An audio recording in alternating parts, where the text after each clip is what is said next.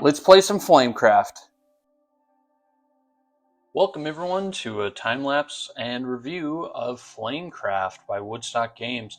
Thanks for tuning in. Remember to subscribe and like the video to support what we do, but let's get into the meat and potatoes. Opening up this box and seeing all of the different components really had me giddy and excited to play this. We played it with 5 people, so we really bent it out to the max with that. The mat that rolled out was really cute. The different wooden meeples I really enjoyed. Just the general thought that got put into the components themselves. As a board game designer myself, I really appreciate how difficult it must have been to even manufacture this to the point that it was made. However, once we got into the gameplay of it, it seemed a little convoluted rules-wise to get it going. So this definitely could be overwhelming to anyone new to board games, but a veteran like myself, it wasn't really that big of a problem. My wife, she's kind of new to all this, so she thought it was a little convoluted, but I was excited to jump in and get to it, and I was really kind of disappointed by the lack of complexity with it. I wish that the different styles of dragons had maybe 2 or 3 different magical powers rather than just one magical power per. So you're really only working with, I guess you could say, 6 different magical powers, and this was probably meant to be combated by how the shops all had their own different powers, but maybe it's because we were brand new to this, but we didn't really get into too many shops, so it was really kind of one note for me. But let's kind of just let the music play and see what we're getting into here now that we've gotten past the setup and we kind of know what's going on.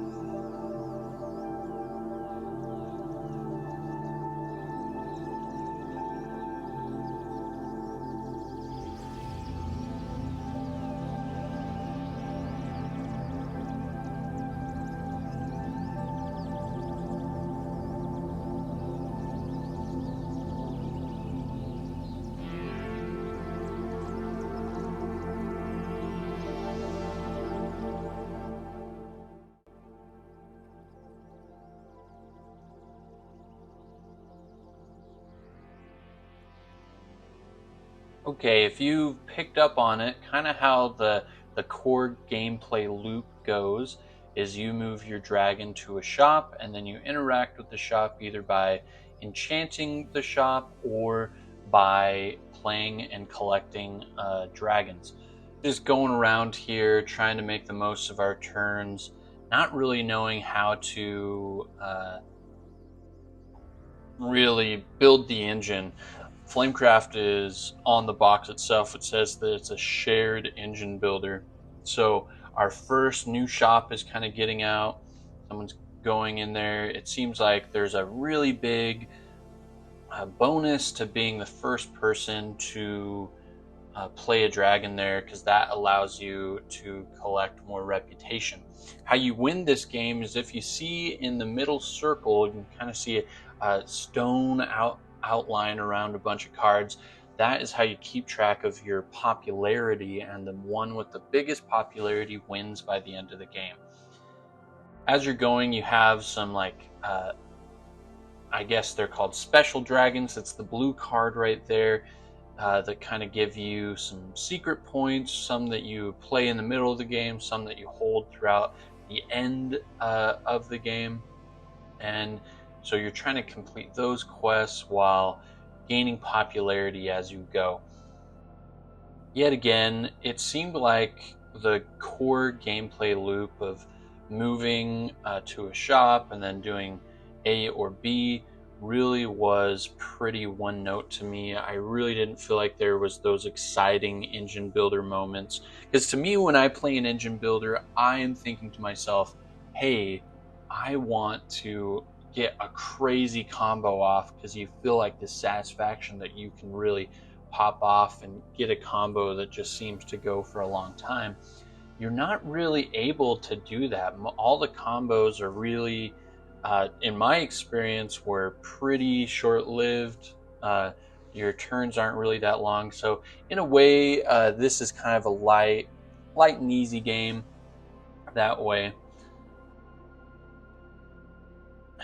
You can see us just playing more and more that way. I am just now realizing that getting popularity is how you win the game. I'm in the very last as yellow, but I quickly start realizing, oh, I need to play the game.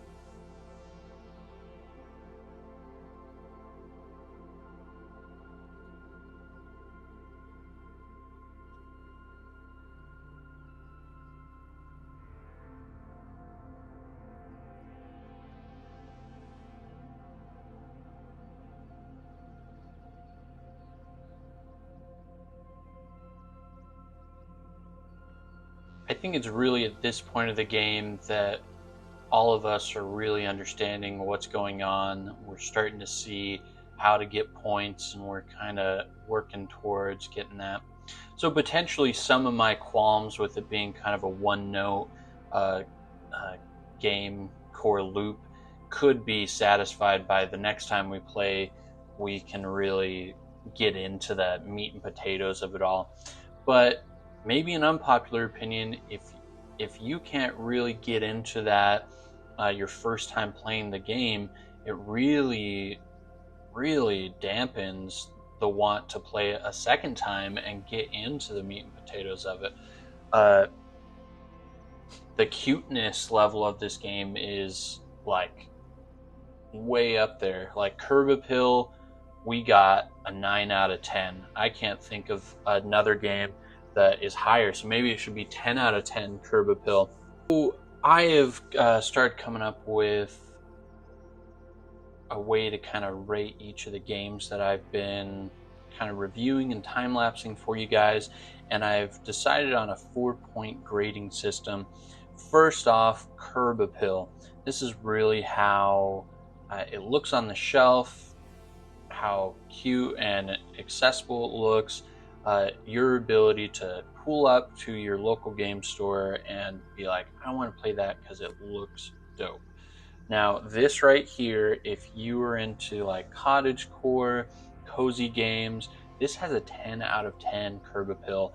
Honestly, I've seen it a ton on all the TikToks and YouTubes and things like that because this looks incredible. The artist has done a fantastic job making this look like you're walking into a beautiful creation here. Now, accessibility is the next one. That is really where we go into how easy is this going to be to teach someone new to the game? If someone has never played a board game before, is it accessible? One being it's sorry level accessible, and 10 being its Twilight Imperium level accessible. This right here, I'd give a solid probably a 5.5 out of 10. It really wasn't too hard to grasp into the concepts. All the components can be a little intimidating if you're new to board gaming, but once you get past that, the core gameplay loop is really simple. That gets us into technical level.